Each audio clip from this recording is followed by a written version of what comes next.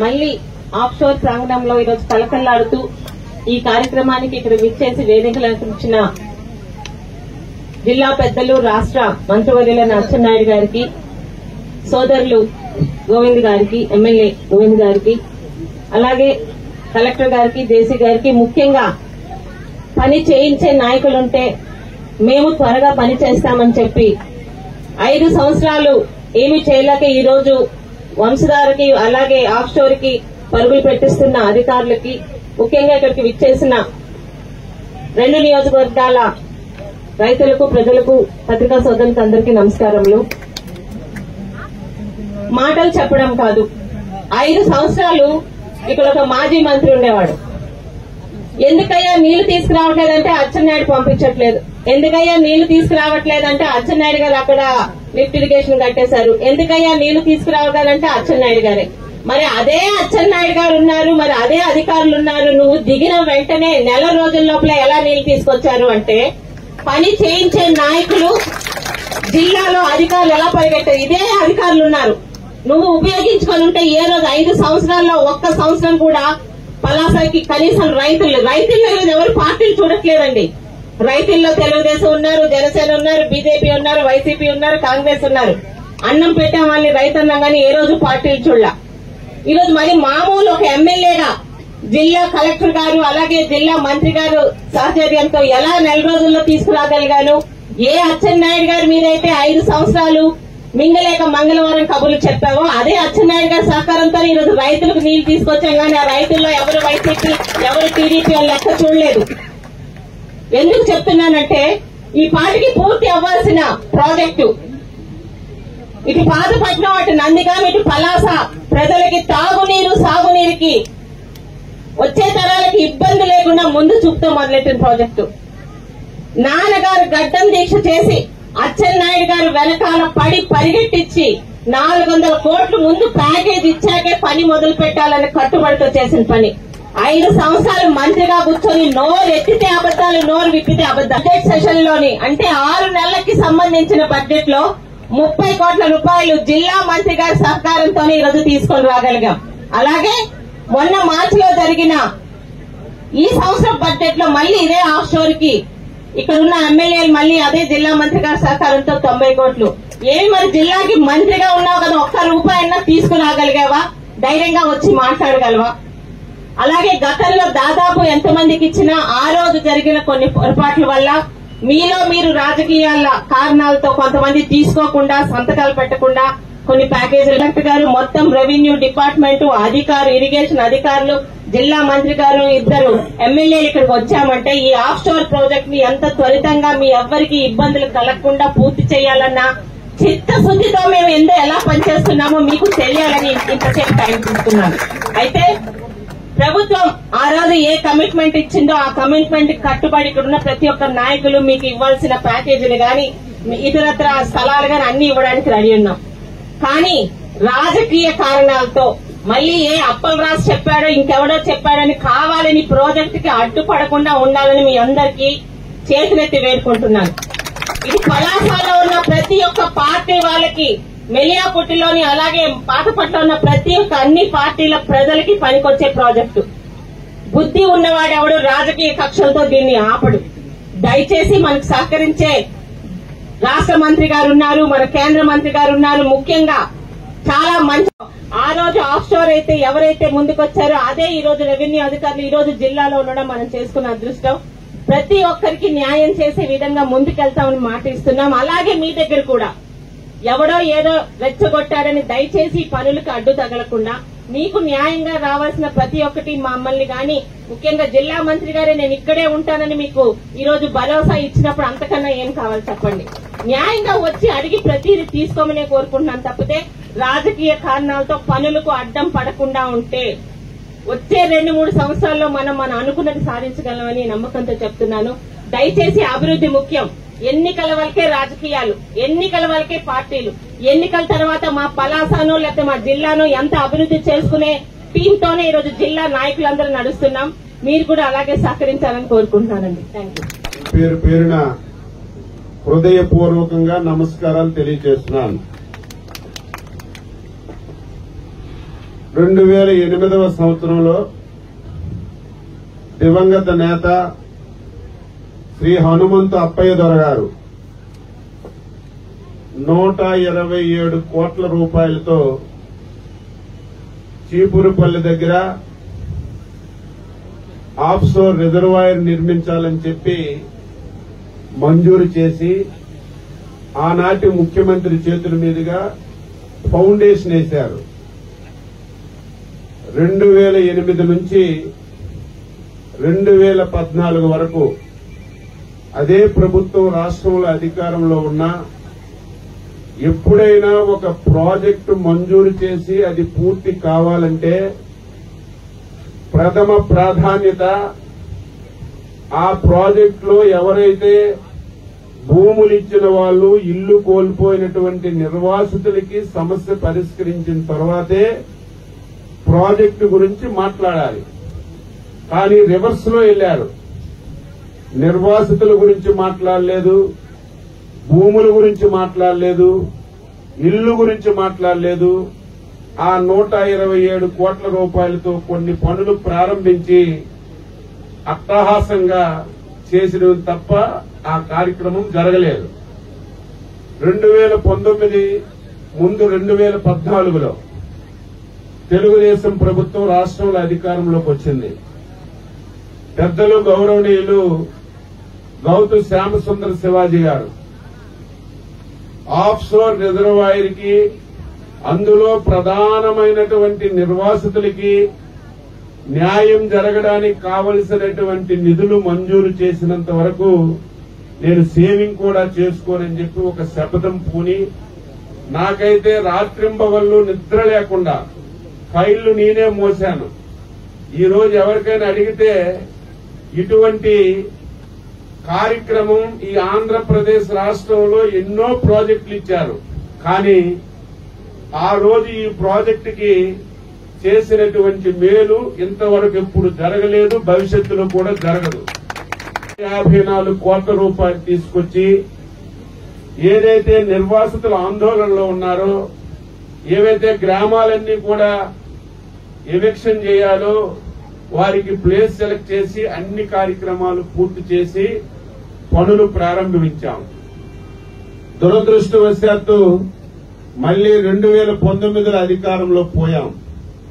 2019 నుంచి 20 రోజుల ముందు వరకు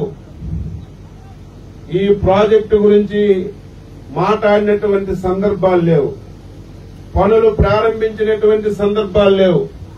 మీరు అనుకోవచ్చు, మీరొచ్చి 8 మాసాలు అయింది కదండి, ఈ 8 మాసాలు ఎందుకు పనులు చేయలేదని.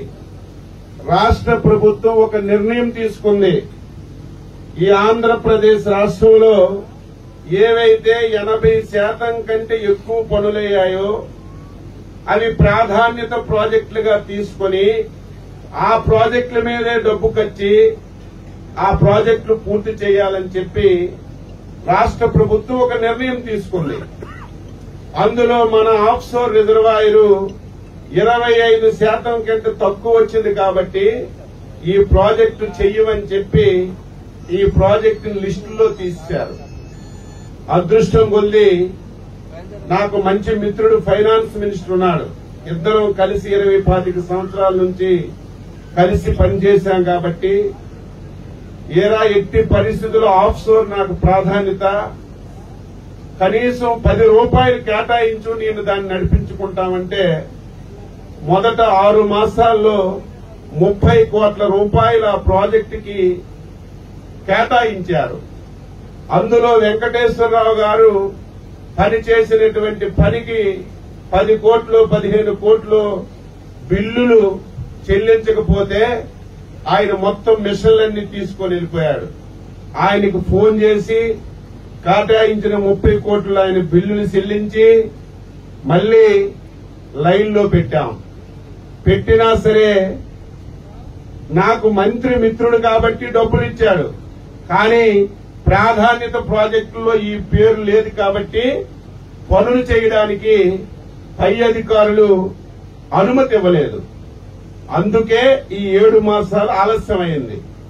పనులు ఎందుకు అవ్వడం లేదు, డబ్బులు ఇచ్చారని అడిగితే ఒక టెలికాన్ఫరెన్స్ తీసుకుని మంత్రికి, ప్రిన్సిపల్ సెక్రటరీకి, ఇన్ఛార్జికి ఆదేశాలు ఇచ్చి ఎట్టి పరిస్థితుల్లో మీరు పనులు ప్రారంభించండి ఆదేశాలు వచ్చిన తర్వాతే 20 రోజుల నుంచి ఈ పని ప్రారంభించినట్టు విషయం మీ అందరికీ సందర్భంగా తెలియజేస్తున్నాను. మళ్లీ మొన్ననే బడ్జెట్ సమావేశాలయ్యాయి.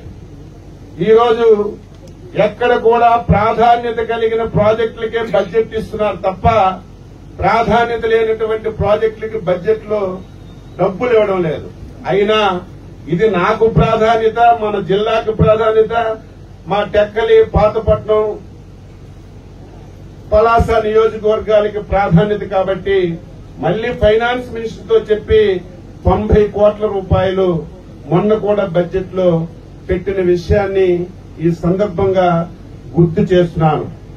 ఇప్పుడు శరవేగంతో 5 సంవత్సరాలు ఇక్కడ ఒక కాకి కూడా కనిపించేది కాదు, ఎక్కడ ఒక మనిషి కూడా కనిపించేవాడు కాదు. 20 రోజుల నుంచి పండగ వాతావరణంలో పనులవుతున్నాయి. కాంట్రాక్టర్ గారికి నేను మంత్రిగా కాదు, ఈ జిల్లా, ఈ ప్రాంత వాసిగా పర్సనల్ గా రిక్వెస్ట్ చేస్తున్నాను, మీరు ఇది బాధ్యత తీసుకోవాలి. ఇంకా పనులు స్పీడ్ పెంచాలి. ఏదైతే ఈ సంవత్సరం 7 లక్షల క్యూబిక్ మీటర్లు మట్టి పని చేయాలని నిర్ణయం చేశారో ఈ 70 రోజుల్లో ఈ 7 లక్షల క్యూబిక్ మీటర్లు పనిచేసి మీరు మాట నిలబెట్టుకోవాలి. మీకు ఏది అవసరం ఉన్నా చేసే బాధ్యత నేను తీసుకుంటానని చెప్పి ఈ సందర్భంగా కాంట్రాక్టర్ గారు కూడా మాటిస్తున్నాను. ఇక నిర్వాసితులకి సమస్యలున్నాయి.